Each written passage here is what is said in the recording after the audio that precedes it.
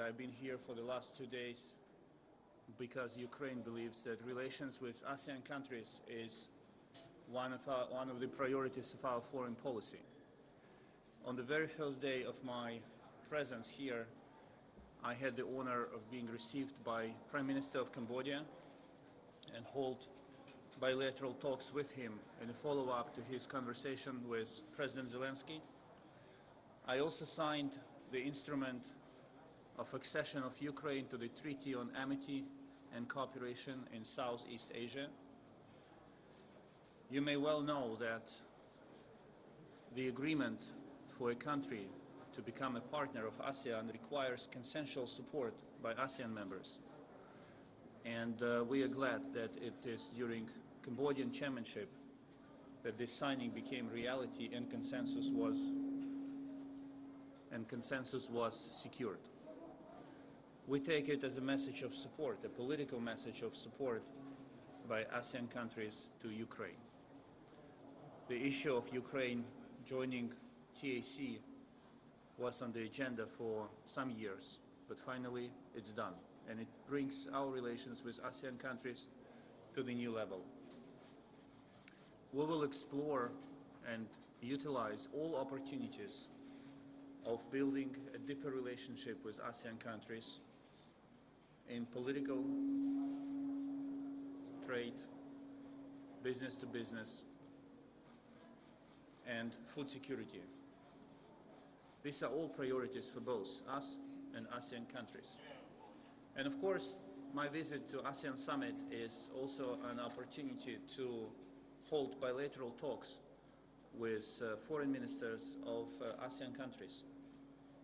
We are seeing colleagues, we're seeing each other with colleagues, talking, explaining each other the position and the perception of the Russian aggression against Ukraine, finding common ground, identifying spheres of mutual interest. So the normal classic diplomacy stuff is happening. I think this will be enough, right? Okay. Okay, colleagues, please go to the mic.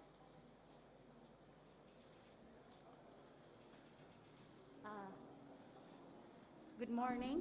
I'm Elijah Hermanas from Cambodia. May I have 3 questions for you, Mr. Minister?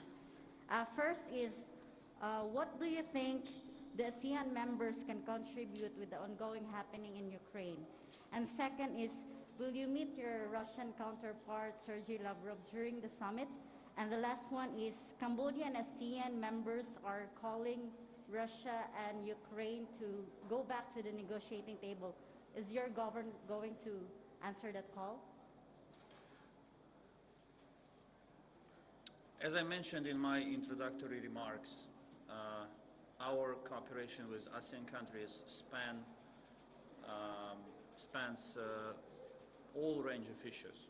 Politically, of course, the litmus test is the voting in the UN General Assembly for resolutions related to Ukraine. But there are other forms of expressing political support to Ukraine by ASEAN countries, and as I mentioned, accession of Ukraine to TAC is one of them. Of course, we call on ASEAN countries to condemn the Russian aggression against Ukraine, because this is not just an attack against a sovereign country. This is also an attack on UN Charter and the principles of territorial integrity, sovereignty, non-use of force. All of these principles are very acute to ASEAN countries. I am absolutely confident that none of ASEAN countries is interested in seeing any country following the pattern of behavior of Russia here in Asia. Violation of borders, use of force, committing mass atrocities against civilian population. If anyone in the world sees that Russia can get away easily with all of this, then this someone will be tempted to follow the suit, to follow this pattern. And this is definitely against the interests of ASEAN. So it is in the best interests of ASEAN countries to help Ukraine defend all of this, both on the battleground in Ukraine, by supporting our country in this struggle, and politically in the international arena. Another important topic, which is more than just about trade in grain, it's a political issue, is the export of Ukrainian agricultural products to the global market through the so-called grain corridor, grain initiative, Black Sea initiative, facilitated by the UN Secretary General and President of Turkey. Russia must remain part of this initiative. There is going to the memorandum on the establishment of which is going to expire soon. But it's not enough just to keep Russia on board. It's also important to make sure that Russian inspectors who participate in this initiative, they act in good faith, and that they inspect ships without any artificial delays to allow a free outflow of Ukrainian grain, corn, sunflower oil, and other agricultural products to the global market, to keep prices under control in Africa, in Asia, but also to save millions of people from famine. And this is, I called on all Asean members to take every measure possible to stop Russia from playing Hunger Games with the world. Grain corridor should be exempted from the conflict. Whatever happens on the battleground, Russia should not use this corridor as a blackmail, as a leverage in international relations, as it tried to do recently by withdrawing and then returning to the grain initiative under pressure from some good countries and institutions. You speaking about Minister Lavrov, he did not ask for a meeting, as it usually happens in diplomacy. If he does, we will thoroughly consider his request, taking into account all aspects and reality on the ground. When it comes to the effort of anyone, not only ASEAN countries, to put Ukraine at the table with Russia, you know, every war ends with an act of diplomacy.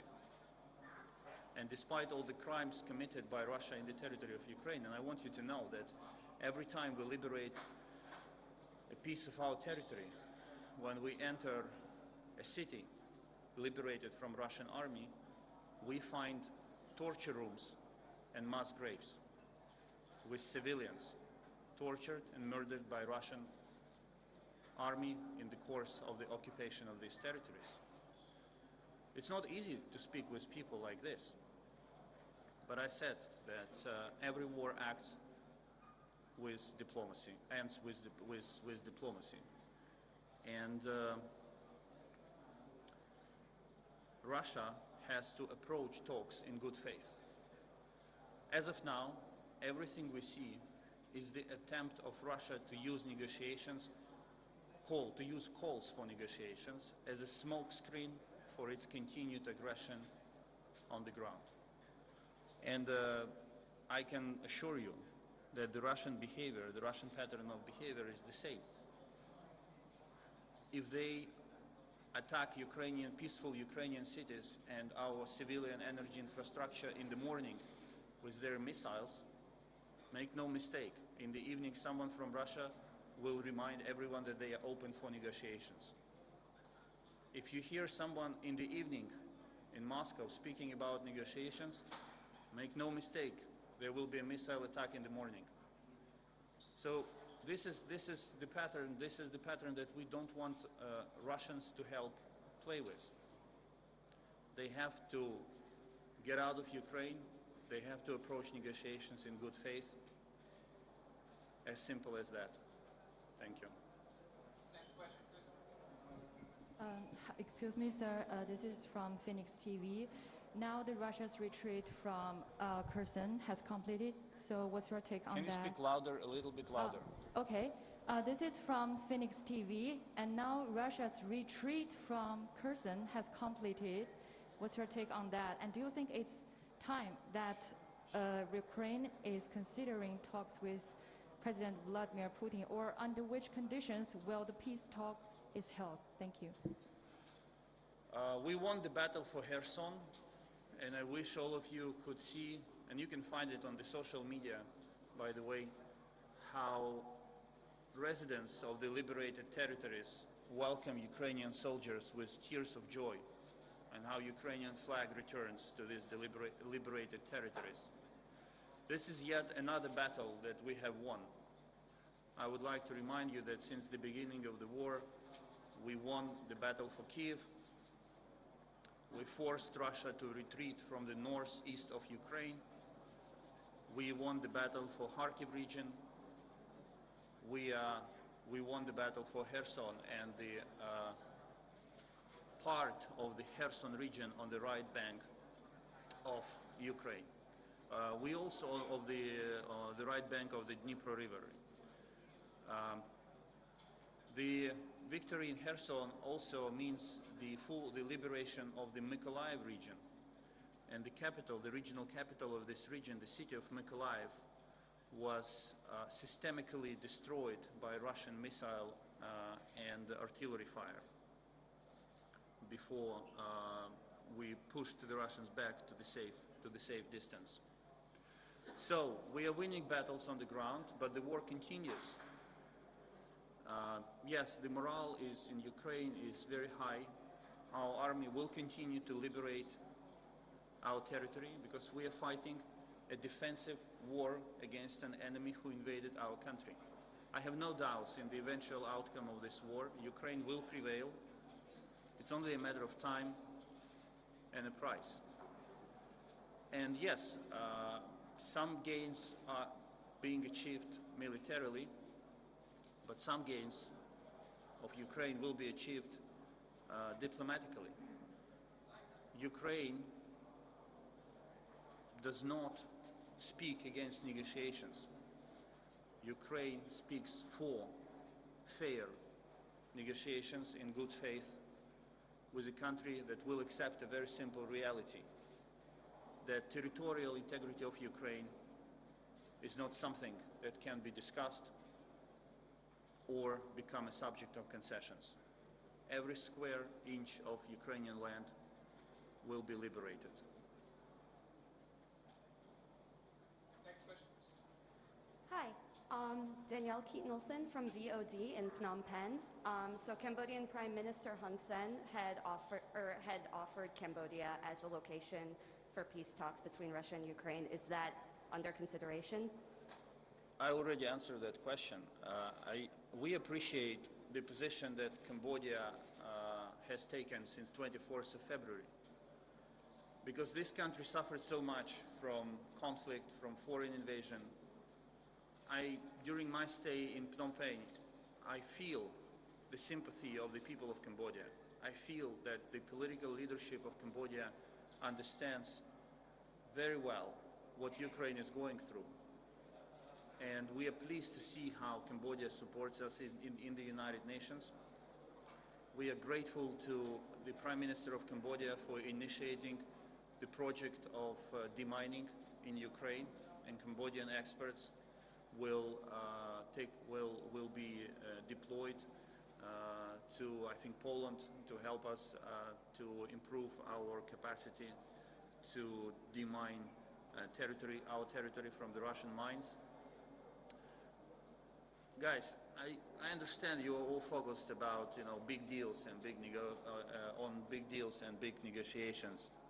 There are many issues which require a lot of quiet diplomacy, such as grain deal, such as exchange of prisoners. These are the things that can work if countries focus on achieving results and find leverages on Russia. We do not see,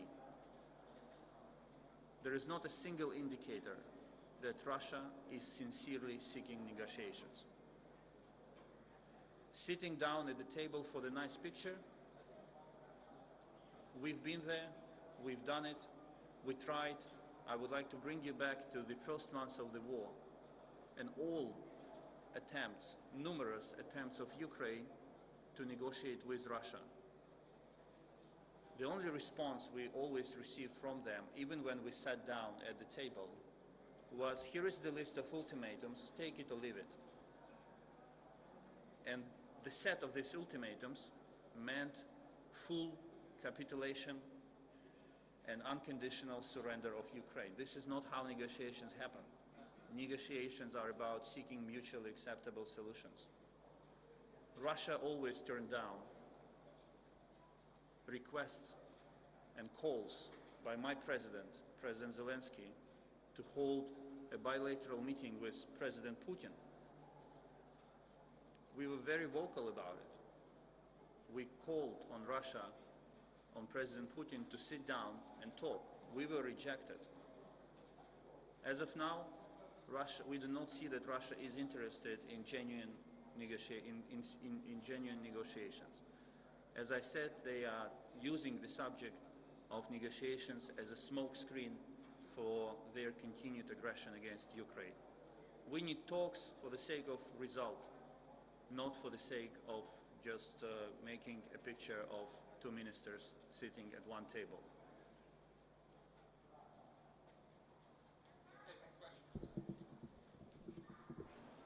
Monisha Tan Hui from the Straits Times, Singapore. President Zelensky mentioned that Ukraine would remain a guarantor of food security for Asean. Could you elaborate on that pledge, please? In the beginning of the war, Russia blocked the export of basically any export or import through Ukrainian ports on the Black Sea. That completely knocked out the export of Ukrainian food to the global market, and we saw the results. Prices went high. Countries suffering from the shortage of food were put to the brink of famine. Despite all the difficulties we are suffering, we suffered on the battleground, we always insisted that exports of Ukrainian agricultural products should continue. And this is how we found two solutions. The first one was the establishment of land corridors to the ports in Poland and in Romania. So Ukrainian grain was taken by land through Poland and Romania to ports of these countries on the Baltic Sea and on the Black Sea, and then loaded on ships and sent worldwide. The problem with those corridors was that they were the bottlenecks. They could not accommodate the sufficient amount of Ukrainian grain that had to be exported. The second solution was the grain initiative, brokered by the UN Secretary General and President of Turkey. Since then, things got much better and prices were stabilized. Against all odds and despite all the difficulties we suffer ourselves, we are committed to the purpose of remaining a food security guarantor. And this is why in September we made a difficult but absolutely necessary decision to provide humanitarian aid to Somalia and Ethiopia, who suffer from hunger, whose people suffer from hunger. And this grain, humanitarian aid, will soon be delivered to these countries and will bring relief for people who suffer there. We remain absolutely committed to continuing playing this role, and our proposal to countries in Africa and in Asia is to identify their needs to us, and we will be seeking for ways to deliver this grain, or maybe sunflower oil or corn, depends on the region, to these markets. The only issue is that Russia has to continue its presence in the grain initiative. This corridor must continue its functioning. But there is also a second element in it. Russian inspectors who represent this country in the grain initiative, they resort to the practice of quiet sabotage. When, for example, inspections of ships take too much time because of the behavior of Russian inspectors, and therefore the grain corridor cannot function at its full capacity. There were days when hundreds of vessels were stranded, trying either to access the seaports in Ukraine or to leave the Black Sea already loaded with Ukrainian grain because of endless Russian inspections. During 2 days, when the grain corridor functioned without Russian inspectors after their withdrawal, Ukrainian, Turkish, and UN inspectors cleared more vessels than during the same period with the presence of Russian inspectors.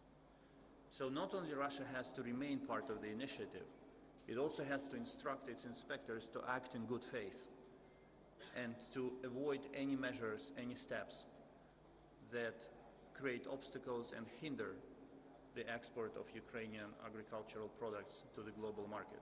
Our position is simple. Grain corridor should be exempted from the war. Whatever happens, Russia on the battleground, Russia should not be using blackmail of withdrawing from the grain initiative as a leverage. Food security and availability of bread to the people must enjoy full international protection. And Russia must stop playing Hunger Games with the world. Thank you. Next question, please. This is Japan Broadcasting Corporation. I have two questions. One is, what is your decision of taking part in the East Asia Summit starting tomorrow, and what is the reason for that? And my second question is, would you name the countries you've had a bilateral meeting in the past days, and what is the achievement through those bilateral talks? Thank you. Sorry, can you repeat the second question because it was loud and I couldn't hear you? Would you name the countries you had a bilateral meeting in the past days, okay. and what is your achievements through those meetings? Okay. This is the first time that Ukraine was invited to the Asean summit. And we appreciate this opportunity. Being in Phnom Penh these days is the same as doing an Asia tour, because not only did I meet my Cambodian counterparts and colleagues, but I was also given an opportunity to reach out to other ASEAN members and other countries present here in Phnom Penh on the occasion of the summit. I just concluded my meeting with the Prime Minister of Australia, for example, before coming here to this press briefing. I started my day with the Foreign Minister of Indonesia. I met with foreign ministers of Philippines, of course Cambodia, Philippines, Vietnam, Thailand. I'm going to see Foreign Minister of Laos. So basically I'm covering, I have the opportunity to meet everyone here, and I appreciate it. Our conversations focus on three issues: political support, the support these countries can provide to Ukraine to address the issue of the destruction of Ukrainian energy system by Russian missiles and Iranian drones, which Russia is using actively and massively on the battleground. And you have to understand one thing: when these missiles and drones attack critical infrastructure, energy infrastructure in Ukraine, it has no military purpose whatsoever. It's only about civilians. I live in Kiev, in an apartment building, as millions of Ukrainians do. And my apartment building is being blacked out every day for at least 4 or 6 hours because there is a shortage of electricity in the system as a result of Russian attacks. It's not as warm in Kiev as in Phnom Penh now. It's +5, +7, and chilly.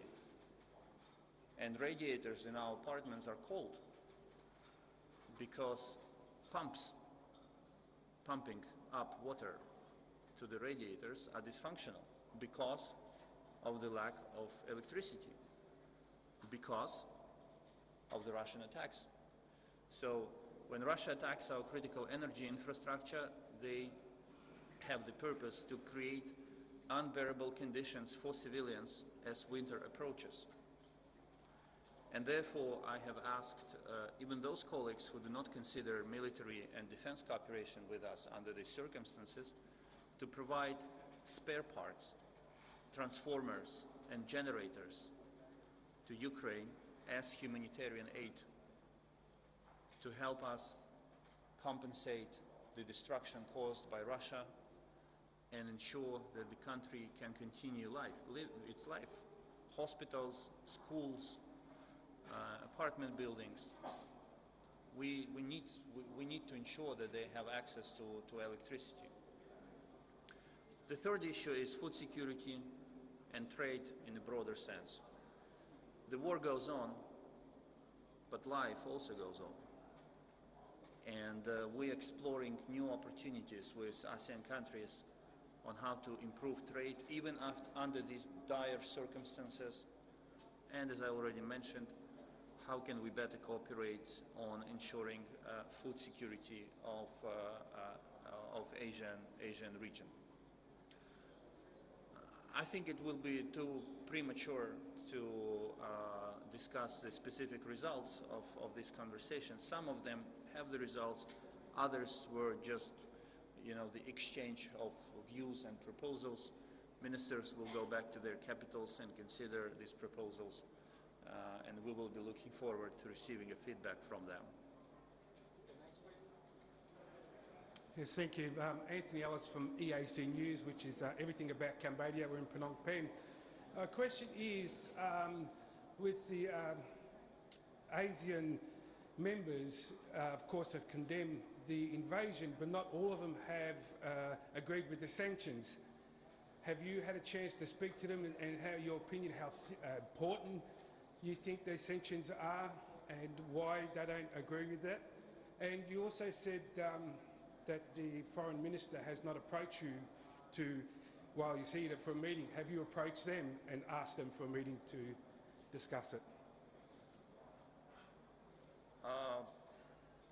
Listen, I told you that we made so many attempts to approach them, to convince them in the need to stop the war and withdraw from Ukraine.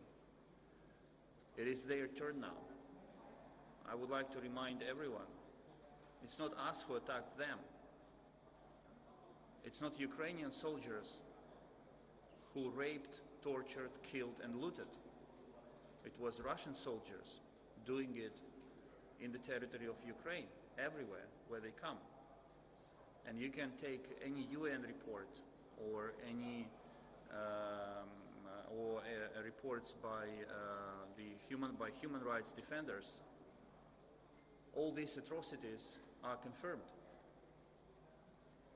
You can refer to the International Criminal Court, and they also confirm these atrocities. So the Russians can say 100 times, it's not us, we didn't do it, it's all fake, it was all staged. But facts speak for the opposite. And your first question was on? The first question was that the Asian members oppose, of course, the invasion, but not all of them oppose the sanctions. Sanctions, yes. Yeah, on so sanctions. have you had a chance to... Sanctions work. Circumvention of sanctions doesn't work, though we are aware of Russia to circumvent sanctions through various countries. It is true to say that not everyone, especially here in Asia, supports the sanctions regime. They're doing it for political reasons. Some do it because of their own concerns and their own general attitude towards sanctions. I brought up this issue in bilateral meetings, but as I said, there are various forms of how to support Ukraine. The worst thing that a country can do is to do nothing. You can always find a way to express your support, but saying we're distancing ourselves from this because we want to be friends with both Russia and Ukraine, so we're not going to do anything at all, I believe this goes against very basic, very fundamental and genuine interests of these countries too, because as I mentioned in my opening remarks or answering one of your questions, what is happening is not just about Ukraine. It's about answering a question. Will big country have a right to invade a smaller country? I'm sure that every nation present, every Eastern Asian nation doesn't want that to happen. They want rules to be respected. They want big players to play by the rules. And guys, if you want to make it happen, you have to support Ukraine. You have to find a way to support Ukraine in its struggle. Be it in the United Nations General Assembly, or bilaterally, or by providing weapons to Ukraine, or by trading with Ukraine, or by sending humanitarian aid to Ukraine.